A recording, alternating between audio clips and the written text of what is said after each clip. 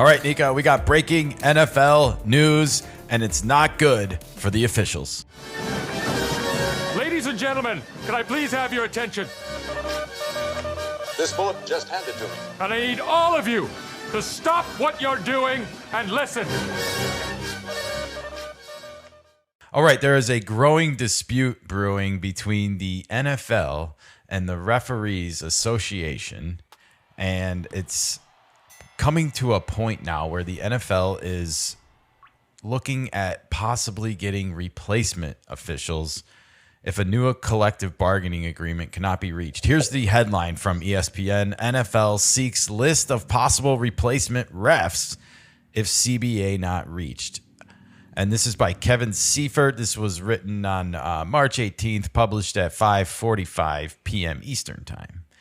Replacement referees on the way. I'm sorry, is that like a robot replacement or are we talking about other humans? AI replacement refs. Now that might actually get them to the bargaining table. Maybe. Because they would actually be permanently threatened at that point, especially when the replacement refs probably do a much better job than the human refs. Oh, yeah. Let's get into it and let's find out if there will be any AI robots involved. All right. The NFL is laying groundwork for hiring replacement officials this season if the league is unable to agree on a new collective bargaining agreement with the NFL Referees Association, according to emails reviewed Wednesday by ESPN.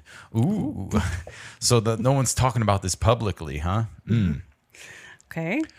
Well, it doesn't sound like AI robots are involved. And boy, oh boy, with the state of NFL officiating right now, replacements going even a step further down. So wait, are we talking about like humans from a minor leaguer stepping up to become a major leaguers? Kind refs? of, yeah, I guess so. Like, are we going to have high school refs out there, college refs? Is that the deal? Like, I mean, what could go wrong? What could go wrong? Oh, there's going to be a lot of committees on the field, isn't there? Like, yeah. What do we do here, guys? And parents get involved. Anybody from New York want to chime in? Anybody got anything? The game will take longer. The proposed approach is similar to what the NFL carried out during a 2012 lockout of officials, which extended 110 days and ended after the third week of the regular season. Well, that didn't last very long, did it? Guys, 2 weeks is enough. We got to end this madness now. Yes. The current CBA is due to expire at the end of May. So interesting. It's going to happen pretty quick here.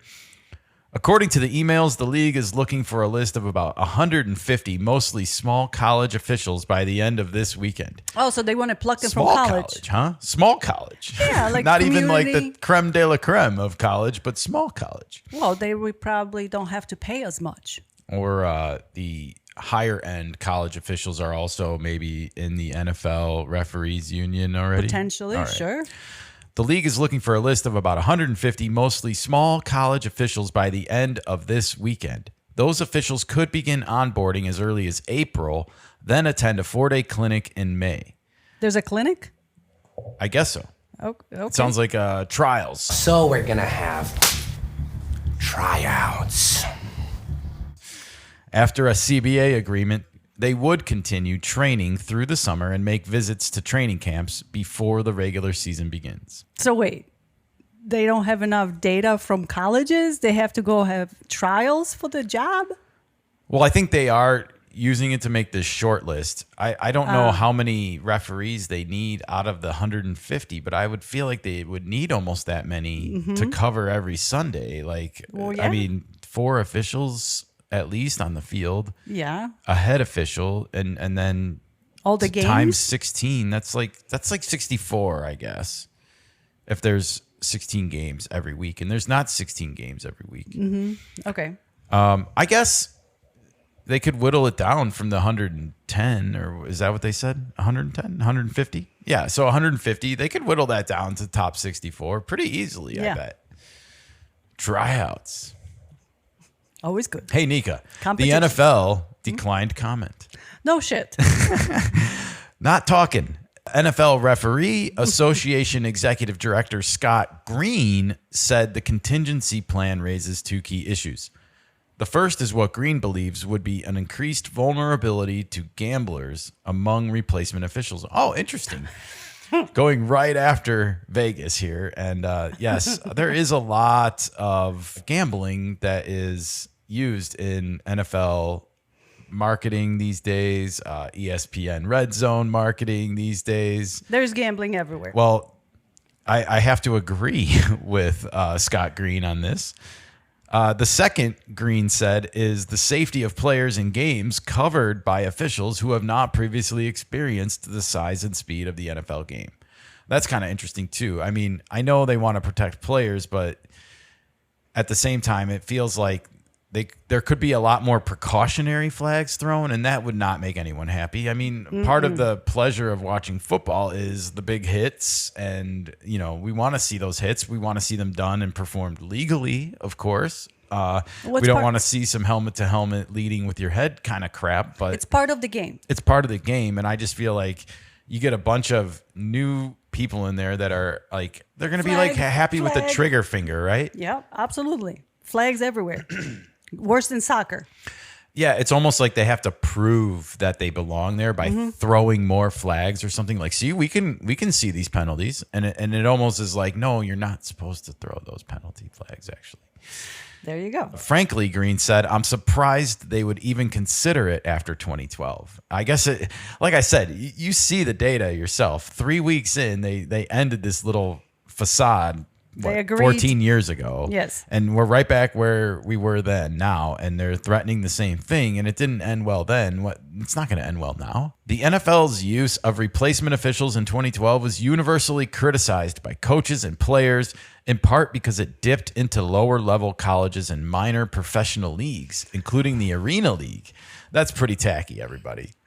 Well, that's why they're going to that well, because they don't have to pay the refs enough. They don't have to deal with all the BS that comes with it. People want to get paid. The and final, refs are too. Yeah, I agree. They do. I mean, you see the pricing going up, inflation everywhere. Why wouldn't they want to come back to the table?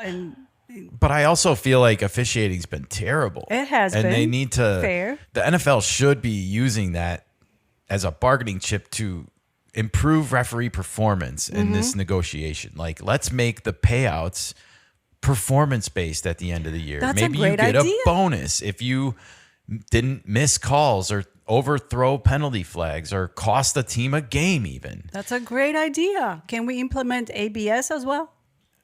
Well, yes. We do have NFL replay. We've had it for a lot That's longer true. than baseball replay, to be honest.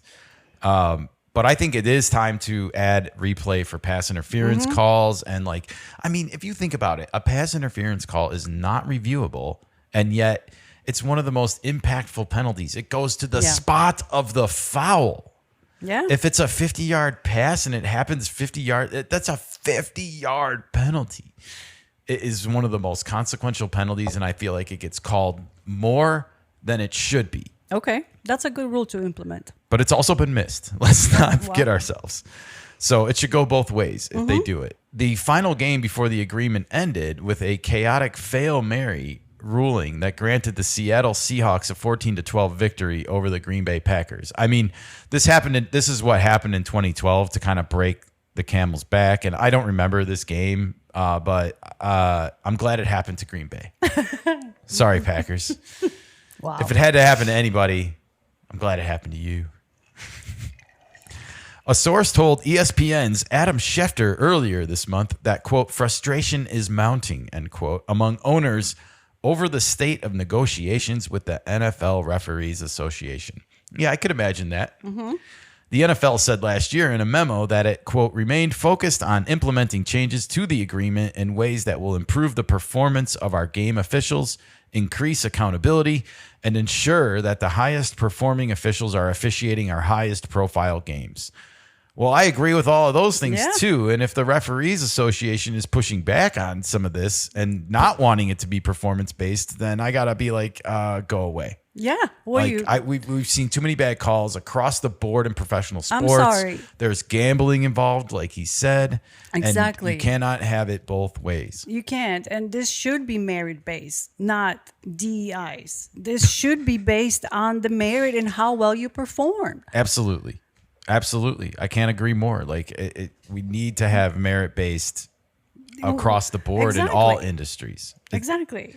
The NFL Referees Association, however, wants to preserve the status quo or, in some cases, roll back the league's access to working with game officials. Of course they do. Mm-hmm. That's the sign of a failing organization. Yeah. Anyone that wants to preserve the status quo, it's not been good enough, guys. I don't know who's telling you this or who's tapping you on the shoulder saying, like, it's okay. Like, you guys don't even get interviewed on television after games, and you should have to answer for some of the calls you make. You should. Oh, my gosh, you would crap your pants. You should absolutely answer for the bad calls and the good calls. Get a scorecard at the end and respond to that scorecard. I mean, if some of these there's- journalists were holding officials accountable the way they hold players or coaches accountable, And this goes back to gambling. they wouldn't be able to handle it, Nika. But there's so much money at stake over here when it comes to any sports right now because of the gambling. Yeah. People lose money on the bad calls and people win a lot of money on bad calls. And that needs to get cleaned up. Well, I want to read the last sentence of this, and it says Pro Football Talk first reported the league's efforts to pursue a list of possible replacement officials. Is that a college list or name No, list? but it is a nod to Mike Florio, everybody. And you Okay. should always give credit where credit is due in journalism. And I learned that from Mike Florio. So I want to give him credit here for reporting that the league is pursuing this list of replacement officials. I don't know how that works. And according to the emails reviewed Wednesday by ESPN statement from earlier in the article, make of that what you will. I don't know if Mike Florio shared them and ESPN saw them and just used that kind of language or what, but It doesn't matter. it doesn't matter. Nika, what is your thoughts on all of this news about replacement officials? If they're going to be on a merit base, I'm all for it because it has been shitty officiating in the last season. We've seen so many bad calls made. Oh, yeah. Or too Both often. ways, Both against the ways. Bears, for the Bears. It doesn't- You take right. what you get, and, that's sports. But at the end of the day, no one wants to see games decided on bad calls. Yes. We just saw that in the World Baseball Classic. And while it went the USA's way, it doesn't necessarily make you feel warm and fuzzy about the win at the end of it. Right. And I think that's what we want to avoid in all sports. It's And sports. It should be merit based and it should be true to the game. Absolutely. Not some official changing the rules or making the rule as I go and deciding the game at the end. 100%. Refereeing and officiating is psychological. Oh. There are so many factors externally that influence decisions sometimes. And including like in football, we were talking last year about the Bears, like, guys, you got to clean up your penalties. And they did. That was a good thing that they did because we felt like the longer the season went on that they were having those 9, 10, 11 penalty games, that it would become a psychological issue with the refs. Like, well, we're going to throw 10 flags against the Bears today. That's just what's been happening this year. Well, hopefully, So that's a part of it as well. And it's hard to disconnect from that as a human being sometimes. And it's life. of course, and the bad calls stay with you. They do. Because you think the game could have been totally different. It could have ended completely different. And yet it ends on a ref's call at the end. Well, my guess is that because this has come up now 6 weeks before this deadline in May, I feel like it's going to get resolved, but it's going to have to go through this ugly sort of process. And that's just the way life is right now. I think that's the last thing I'll say about this is it seems like every time there's a negotiation, whether it's like your life or whether it's government or whether it's business or player contracts, like it goes down to the wire and it goes down to the 11th hour and Drama. everyone wants to like jockey back and forth for position until it's time to make a final decision. Oh, yeah. Drama sells. So, all right. Well, let us know what you think in the comments below. Are you nervous about this happening, or is this just a big nothing burger that people are making an issue out of now? I personally think I'm glad that they're bringing it up now because I think as bad as the officiating's been, I don't want to see any kind of replacement refs out there. I wouldn't want to see replacement players. I don't want to see replacement refs.